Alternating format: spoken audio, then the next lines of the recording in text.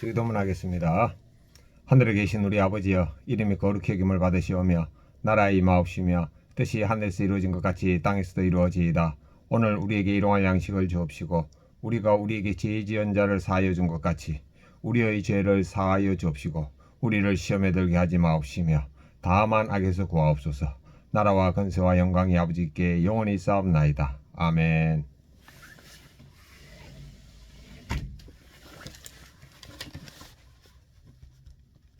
묵상하겠습니다. 찬송가 220장.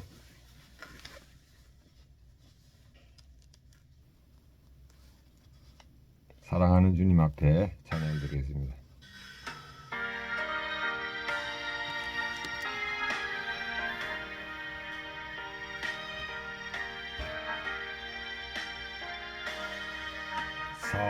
사랑하는 주님 앞에 형제자매 한자리에 크신 은혜 생각하며 즐거운 찬송 부르네.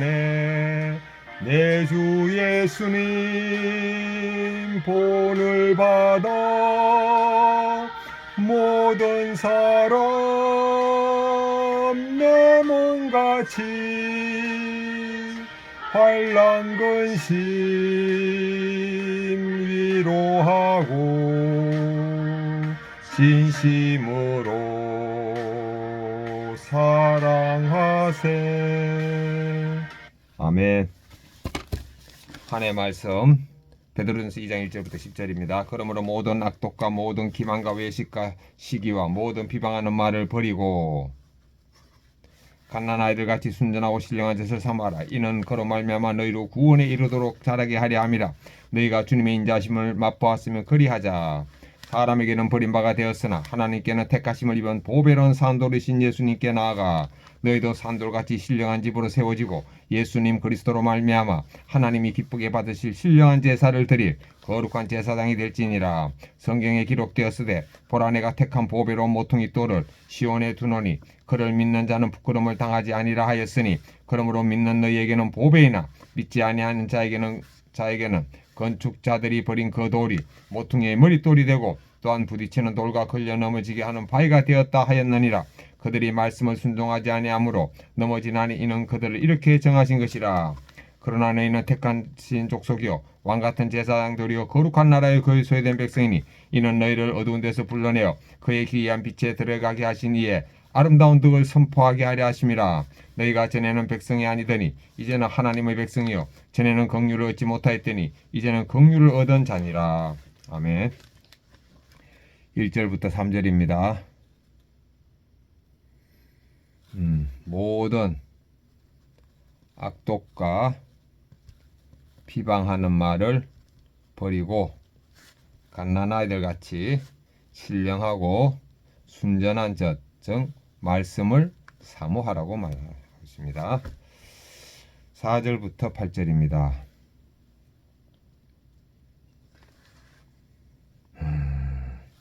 사람에게는 버림바가 되었으나 하나님께는 택하심을 입은 보배로운 산도르신 예수님을 바탕으로 신령한 집을 세우라고 말씀하십니다. 9절부터 10절입니다. 너희는 택한 족속이요 왕같은 제사장이요 거룩한 나라요 하나님의 소유된 백성이라고 말씀하고 있습니다. 적용하겠습니다. 첫 번째, 저는 죽었고 예수님이 사심을 의식하면서 모든 악독과 비방하는 말과 글을 버리고 예수님과 함께 신령한 성전으로 세워지겠습니다. 두 번째, 왼손은 주먹을 쥐면서 예수님과 십자가에 못 박혔음을 의식하고 오른손은 주먹을 쥐면서 예수님과 손잡고 있음을 의식하겠습니다. 큐티인 본문 해설입니다. 1, 3절 성도는 하나님의 말씀으로 거듭납니다. 그러나 말씀이 우리 심령에 뿌리 내리려면 나이의 자아를 버려야 합니다. 또한 세상 풍조나 이단에 물들지 않는 순수한 복음을 사모해야 합니다. 이에 베드로는 갓난 아이들같이 순전하고 신령한 짓을 사모하라고 합니다. 주님의 인자하심을 맛본 성도라면 말씀에 더욱 갈급하여 자라가야 합니다. 영적으로 성장하고 말씀을 부지런히 묵상하며 삶에 적용하는 것이 신령한 짓을 사모하는 것입니다. 내 안에 심긴 말씀의 씨앗이 자라게 하고자 과감히 버려야 할 것은 무엇입니까? 과감히 버려야 할 것은 성질입니다. 성질. 4절 8절 예수님은 이 땅에 사람의 모습으로 오셨지만 하나님 이스라엘 백성은 주님을 알아보지 못하고 십자가에 못 박았습니다. 그러나 예수님은 3일 만에 부활하시고 승천하셨습니다. 건축자들이 버린 돌이 모퉁이의 머릿돌이 되고 부딪히는 돌과 걸려 넘어지는 바위가 되었다는 구약의 예언이 성취된 것입니다. 그러므로 성도는 불순종의 죄를 회개하고 보배로운 산돌이신 예수님께 나아가야 합니다. 그때 나도 거룩한 제사장이 됩니다. 나에게 하나님의 말씀은 걸림돌입니까? 디딤돌입니까? 하나님의 말씀은 디딤돌입니다. 9절 10절 예수님을 알기 전에 우리는 악에 물든 죄인이었습니다.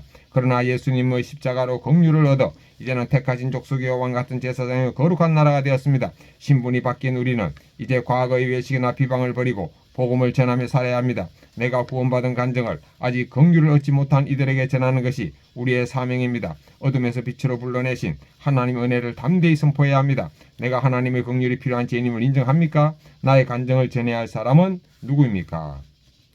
주여, 잠이 늘어나고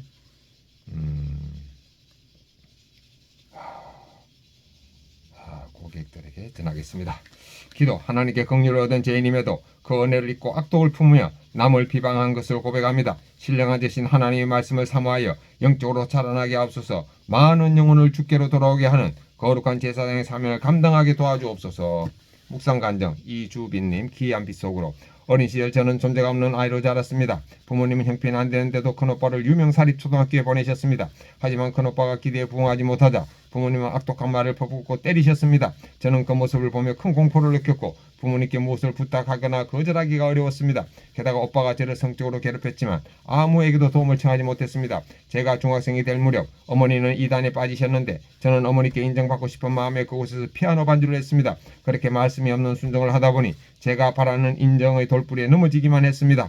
그러다 제가 고등학생일 때 오빠는 여자친구를 집에 데려와 저와 같은 방을 쓰게 하고 여러 심부름을 시켰습니다. 말없이 순종했지만 제 분노는 극에 달했습니다. 그래서 성인이 된 저는 친정을 떠나고자 도피하듯 결혼했습니다. 그러나 행복을 쫓아 선택한 결혼은 불행했습니다.